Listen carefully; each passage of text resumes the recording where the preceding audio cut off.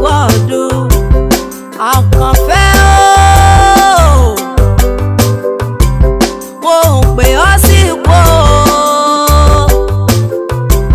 mo pè ọ́ sọ́run, mo pè ọ́ sówó.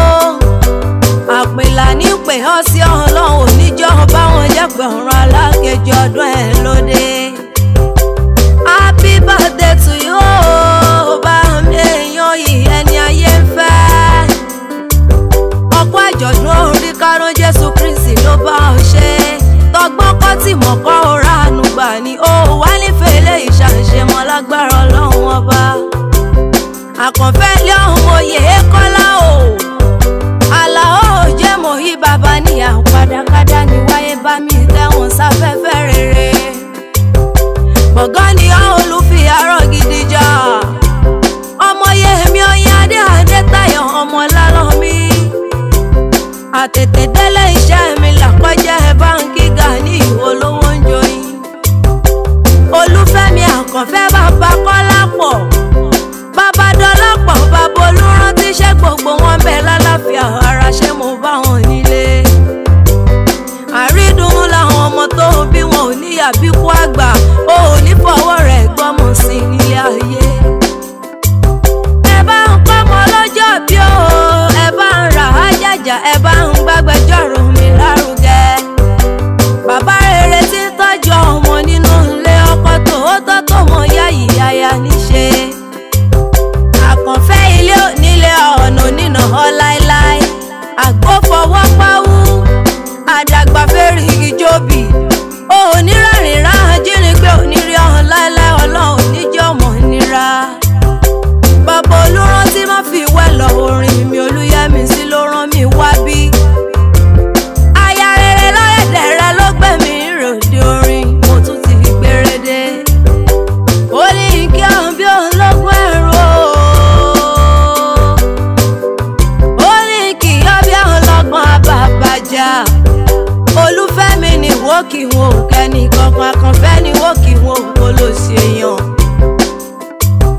Agbẹjọ́rò tó mòye ní ń ké sí Ọlọ́run níjọ́ yọwọ́ kú òun níṣẹ́jọ́ gbà láéláé.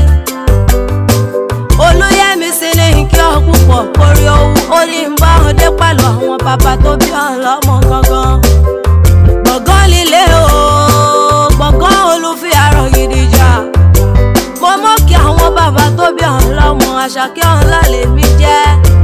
The chanting diva abilọ́yàn ara rọ́dọ̀ abirùn móríbà àwọn bàbá rẹ̀.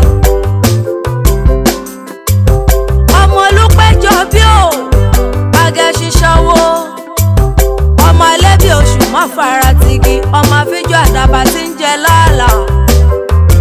Àfijọ́ ẹyẹ tí ń jẹ ní gbangba oko, ọmọ kú lódò òwúrí.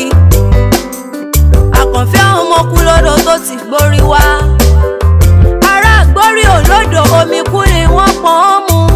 Onígbọ̀nrín wọn ò dàgbà gbogbo wọn ní jẹ́ bàbá níbi tán gbé bí ọlọ́mọ. Àkànfẹ́ jájọ dọ́dẹ́dẹ́ àwọn bàbá tó bí ọ gangan Iléyá. Ọmọ rọtíwẹ̀ bí òjò ṣé bó ń ná pòkè àwọn bàbá tó bí ọlọ́mọ. Ọmọ títẹ̀sùn ọmọ tẹ́ni wíjọ́wíjọ́ ìwọ lọ́mọ pé wájú oyè ńlẹ́ ńlá. Ọmọ jójó kan lọ́rọ̀ lójú àníbọ̀ lọ́rọ̀ bá gbọ́ kí lọ lọ́rọ̀ ó ṣe. Ọmọ ríbi dẹ́ǹgẹ̀ ọmọ ríbi yan. Ọmọ ọ̀tún ọlọ́jà tó tó jẹ́ wá fíjú ọlọ́jà tó rógànjọ́ àyàbá láṣọ. Ẹ̀làmọ́kò ń jẹ́rán gà. Ọmọ aparun jẹ́gẹ́dẹ́ igbó iye mẹ́tún náà pòkì àwọn bàbá tó bí ọlọ́mọ. A kì í wá nílé bàbá ká má nílé ìyá nílé àyè ń bí. Jájọ dọ́là lọ́mí ní wéré. Ọlá lọ́mí lókè àwọn ọmọ pọ́n tó bí ọlọ́mọ bá mi kárẹ̀lé. Ìyẹ̀rú ọ̀kẹ́ ọlọ́fọ̀ ọmọ jọ. Ọlá lọ́mí ọmọ àbíṣu jókòó ìjàkadì lóró tọ̀fà. Ìjà kan tọ́jà lọ́fà ńlẹ́ ọ̀la lọ́mí. Ó ṣojú ebè lọ́fà ó ṣojú poro nínú oko. Ìbá ṣojú òun lóko ìbá làwọn ọmọ gúnúgún orí mo dá sàákẹ́ rírí àkàlà orí mo dá sàákẹ́ mbẹ́.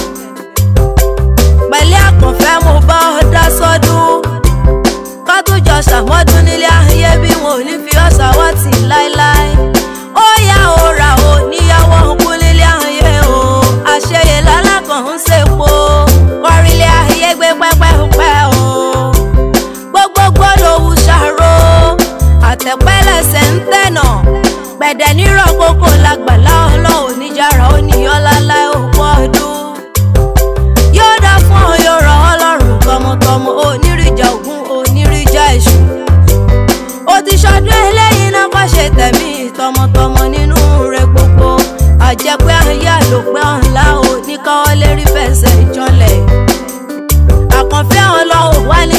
kánjú kú ó nírèlẹ̀ ó sì mọ́gá ní ogún ọdún